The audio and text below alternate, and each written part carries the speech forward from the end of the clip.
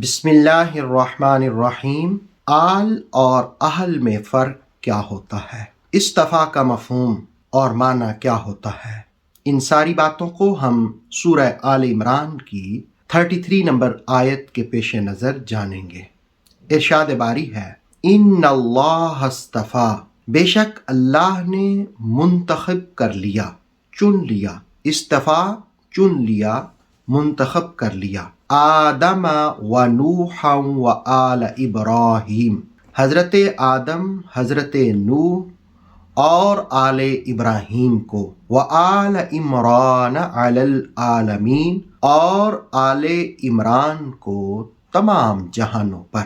ان اللہ اصطفیٰ آدم و نوح و آل ابراہیم و آل عمران علی العالمین، بے شک اللہ تعالیٰ نے منتخب کر لیا حضرت آدم، حضرت نوح، آل ابراہیم اور آل عمران کو تمام جہانوں پر۔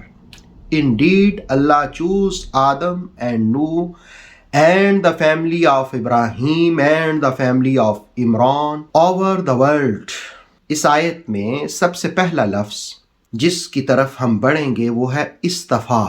اصطفیٰ ویسے صاف پتھر کو بھی کہتے ہیں، اور دن اگر صاف ہو، عمدہ ہو، تو اس کے لیے بھی یہ لفظ استعمال ہو جاتا ہے، یہ مادہ استعمال ہو جاتا ہے۔ یہاں اصطفیٰ سے مراد کسی عمدہ، خوبصورت اور اوصاف حمیدہ رکھنے والی شخصیت کو منتخب کرنا۔ خاص طور پر اللہ رب العالمین نے یہ لفظ انبیاء علیہم السلام کو جو منتخب کیا ان کے لیے استعمال کیا۔ اسی سے لفظ مصطفیٰ بھی ہے، جس کو منتخب کر لیا گیا۔ رسول کریم علیہ الصلاۃ والسلام کو بھی مصطفیٰ اسی لیے کہتے ہیں کہ چنے گئے، منتخب کیے گئے، ان کو اللہ نے منتخب کر لیا خاتم النبیین کے لیے، نبیوں کے امام کے لیے، رسولوں کے تاجدار کے لیے، قیامت تک کی انسانیت اور آدمیت کے لیے۔ تو اللہ رب العالمین جس کو چن لیتا ہے، خاص طور پر نبوت، اس کے لیے یہ لفظ استعمال ہوتا ہے۔ اب یہ آیت میں کچھ نام بیان کیے حضرت آدم کا، تو حضرت آدم کو چنا تھا پہلے انسان ہونے کے لیے، اس روئے زمین پر سب سے پہلے بھیجے جانے کے لیے۔ پھر حضرت نوح کا ذکر ہوا، ان کو آدم ثانی بھی کہا جاتا ہے، کیونکہ جس وقت طوفان نوح آیا تھا تو ایک مرتبہ سب کچھ ختم ہو گیا تھا، پھر حضرت نوح علیہ السلام سے دوبارہ اس جہان اور اس زمین کی آبادی ہوئی، تو اس لیے یہاں ان کا بھی ذکر کیا۔ پھر تیسرے نمبر پر آل ابراہیم کا ذکر ہوا اور آل عمران کا۔ یہاں پر میں یہ عرض کرتا چلوں کہ آل اور اہل یہ دو لفظ ہیں۔ قریبی رشتہ داروں کے لیے آل کا لفظ استعمال ہوتا ہے، جبکہ اہل میں وسعت ہوتی ہے۔ آل کی اضافت انسانوں کی طرف ہوتی ہے، جبکہ اہل جو ہے اس کی نسبت، اس کی اضافت زمان و مکان ہر چیز کی طرف ہو سکتی ہے۔ اب جس طرح کہیں گے مدینہ کے جو رہنے والے ہیں ان کو آل مدینہ نہیں کہیں گے، ان کو اہل مدینہ کہیں گے۔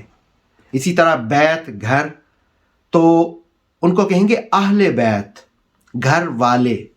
تو اس میں وسعت ہے۔ اور آل کا لفظ عام طور پر اولاد کے لیے استعمال ہوتا ہے، لیکن کبھی کبھی یہ قوم کے لیے بھی استعمال ہو جاتا ہے۔ اسی سے بعض لوگ آل فرعون جو قرآنی اصطلاح ہے اس سے بنیاد بنا کر کے آل میں گھسنے کی ایک ناکام کوشش کرتے ہیں۔ میرے خیال سے جن کی رگوں میں خون ہوتا ہے، اور خاص طور پر جن کی رگوں میں خون رسول ہو، وہ باقیوں سے ممتاز ہوتے ہیں۔ یہ تو ایسے ہی ہے جیسے مودت کا لفظ ہے، قرآن مجید نے استعمال کیا، قُلْ لَا أَسْأَلُكُمْ عَلَيْهِ أَجْرًا إِلَّا الْمَوَدَّةَ فِي الْقُرْبَى۔ سورہ شورى کی 23 نمبر آیت کا میں نے حوالہ دیا کہ اس میں یہ کہا گیا کہ محبوب ان سے کہیں کہ میں تم سے کچھ معاوضہ تو نہیں مانگتا، لیکن میرے قربہ سے تم مودت کرو، محبت کرو۔ اب کوئی لفظ یہ کہے کہ ود یا یعود کا لفظ یہ تو منکرین کے لیے بھی استعمال ہوا اور کفار کے لیے بھی استعمال ہوا، تو اس طرح اس بات کو بنیاد بنا کر کے تو مودت کی چادر پھاڑنا یہ کسی طرح سے بھی درست نہیں ہوگا۔ آل ہے اور اسی طرح مودت حضور علیہ السلام کے خاندان سے، یہ ایک خصوصیت ہے ان کی۔ میرے خیال سے قرآن پڑھنے والوں کو آل کی اہمیت سمجھ جانی چاہیے، ان کا مقام جان جانا چاہیے۔ اب دیکھیں نا، بار بار آل کا ذکر ہوا، اس آیت میں بھی 2 مرتبہ، تو آخر آل اہمیت تو رکھتی ہے۔ اور پھر آپ دیکھیں کہ آل عمران کا ذکر ہوا، تو اب آل عمران ہوں، عمران کون ہے؟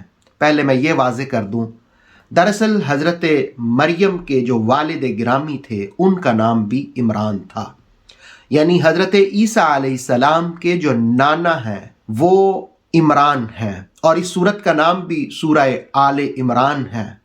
اب حضرت عیسیٰ علیہ السلام ہوں تو ان کے نانے کا ذکر بھی ہے، آل ابراہیم کہہ کر کے دادے کا ذکر بھی ہو گیا۔ گویا قرآن مجید یہ بیان کرتا ہے کہ آل کے اجداد میں نان کا خاندان ہو یا داد کا خاندان ہو، وہ دونوں ہی اہمیت کا حامل ہے۔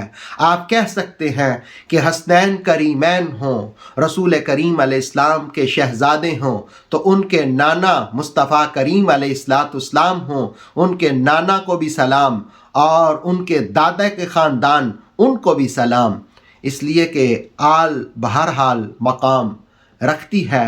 تو یہاں پر اس آیت میں آل ابراہیم کا بھی ذکر کیا اور آل عمران کا بھی ذکر کیا۔ میں اپنی گفتگو کو سمیٹتا ہوں حجۃ الوداع کے اس خطبے کے ان الفاظ کے ساتھ کہ رسول اللہ علیہ السلام نے فرمایا تھا، جس کو ترمذی نے بیان کیا، میں 2 چیزیں چھوڑ کے جا رہا ہوں، ایک قرآن اور ایک اپنی عطرت، ایک اپنی اولاد، ایک اپنا خاندان۔ جس وقت تک تم ان دونوں سے وابستہ رہو گے تو گمراہ نہیں ہوگے۔ آل قرآن سے جدا نہیں، قرآن آل سے جدا نہیں۔ اللہ تعالی ہمیں آل و اصحاب کی عزت و تکریم کرنے کی توفیق عطا فرمائے۔ اتھینٹک اسلامک نالج کے لیے نور وحی یوٹیوب چینل کو سبسکرائب کریں، بیل آئیکن پر لازمی پریس کریں تاکہ ہر آنے والی نیو ویڈیو آپ کو ٹائم پر مل سکے۔ ویڈیو کو لائک کریں اور دوستوں کے ساتھ شیئر کریں۔ جزاک اللہ۔